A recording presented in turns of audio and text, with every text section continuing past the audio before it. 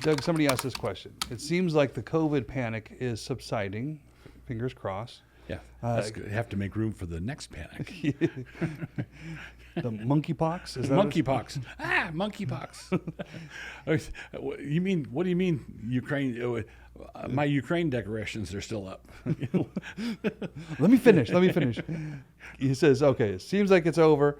Can you give us a quick COVID debrief? What happened? Why did it happen? What did we learn? I'm going to add another one. Maybe what should we have learned? Because I'm not so confident that whatever we should have learned has been. Yeah, I don't think that. I don't think we know yet whether we learned anything, or if we learned something, whether we remembered it. Mm-hmm. Okay, so I think first what COVID was about. I regard COVID as a beta test for how much will the population put up with, and how much can we announce a national emergency created by this invisible virus, and how many rights will people give up if we demand that they do it in the name of COVID. And Australia, apparently, they got to North Korean levels. Canada was not far behind. So I think it was largely it turned into a beta test on authoritarian rule. When you say something like that, do you mean consciously somebody is behind the scenes saying, hey, let's run a drill, why don't we try this? Or do you mean effectively that is what it has become? I believe that they're in middle management, the supervisors and the owners of corporations or the CEOs of corporations and the mid-level bureaucrats, a bunch of them were truly scared to death by COVID. They just panicked, right? But I have absolute certainty that there were people at the top who knew exactly what they were doing and who ran it that way as a beta test to see how far they could go, right? And it's summed up by Rahm Emanuel's quote, "Never let a good crisis go to waste." I don't think they engineered COVID to do this, but I think but seeing it coming on the horizon, knew what they could do with it. They jumped on it, just like nobody plotted George Floyd's death. But I think there were people waiting in the wings for an incident like that to turn into a summer of riots. So I think that there are operatives. You got the mob in the street, rioting, running around, looting and everything. But somewhere behind the scenes is someone orchestrating, directing, planning, plotting. So I think that that's what COVID turned into, was a beta test for authoritarian rule. Okay. I think COVID began, the initial panic and lockdown and masking orders, all of that began, as I recently wrote, the ruling elites could not abide Donald Trump. Yeah. They just couldn't handle him. They never did, in 2016, they never did accept his election as legitimate. The Russian collusion story, which was a hoax from beginning to end, began right away. They resulted in an impeachment, and all the people who orchestrated that are still not in jail. It was a slow motion coup. Okay, coming into his re-election, Americans tend to vote bread and butter issues. So it's the economy stupid, as James Carville was famed for having said. So kitchen table issues, bread and butter issues. The economy was rocking along at a pretty good pace, at least whether or not there were any indicators that were negative. The American people felt good about unemployment, felt good about the price of gas, felt good about it. So if Donald Trump had gone into that election with a halfway decent growing economy, I think he would have walked away with it. And there's a class of people that cannot abide Donald Trump. They cannot abide that. And so I think they rushed the cockpit and flew Trump's economy into the side of Mount COVID. Okay. So that's what happened. That's why did it happen? Right.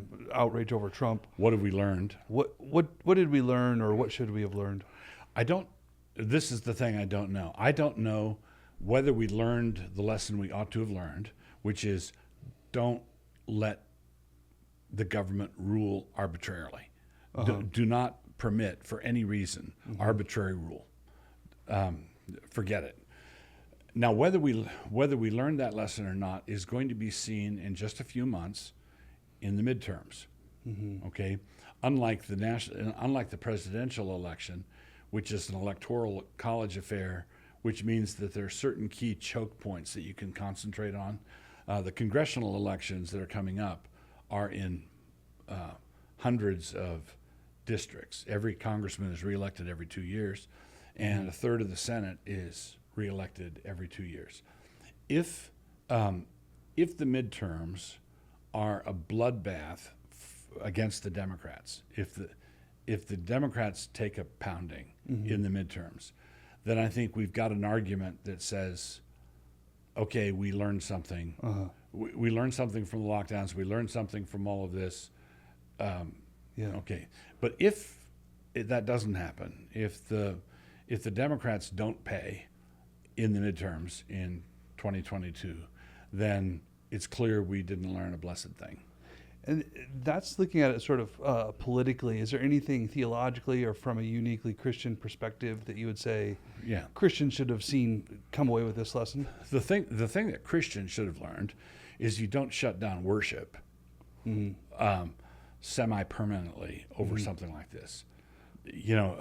I've used this illustration before. If you're worshiping and the fire chief comes in and says your roof's on fire, then I think the saints should feel free to evacuate. If someone from the Bureau of Parks comes and says the dam is burst, you have 20 minutes to get you and your family out of here. Feel free to evacuate. But if that happens every week and the dam never bursts and the church never burns down, then at some point the elders, within 2 or 3 weeks, should say, this is we're being lied to. We're being lied to, and we're not going to cooperate with this anymore. And the number of evangelical churches, evangelical pastors, evangelical elder boards that cooperated with an indefinite shutdown, mask up, follow these protocols, is to me simply astounding. So there is something about the church learning that if you want a freedom to be more than a temporary benefit, you have to have the courage to defend it, fight for it. Yeah, you have to say, let me think about it. No. There has to be a willingness, some sort of backbone that is willing to say, I've studied Romans 13. It doesn't say what you're claiming it says. One side little alley to run down. One thing that occurred to me is how much I think COVID was made possible by years of teaching on Darwinism. If you think about all the old Earth arguments, they all begin with this idea that you can take this slight little trend and extrapolate it to absurd, millions, and think that you have a reliable projection, which we've done for a long time and accepted as science for a while, and then it's moved on to climate change, and then basically we applied it all to COVID. And by the time we got to COVID, we were all ready to run with it. Yeah. So here's an example. Headlines. How many times did you see a headline that said something like, COVID-19 cases spike over the last quarter? And I want to say spike from what to what? Right. COVID-19 deaths the highest in 3 days. Compared to what? One is now 2 as opposed to 1, or is it 10,000 compared to 2? And it revealed that a lot of Americans could really use a course in logic, or perhaps a course in statistics. You can't just come in and say the cases went up, therefore we're all going to die. It followeth no way.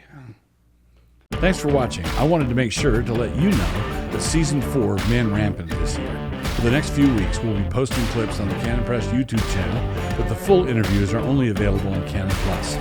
Check it out at mycanonplus.com/manrampant. And if you haven't joined up yet, you can get your first month for just 99 cents by using promo code MR99.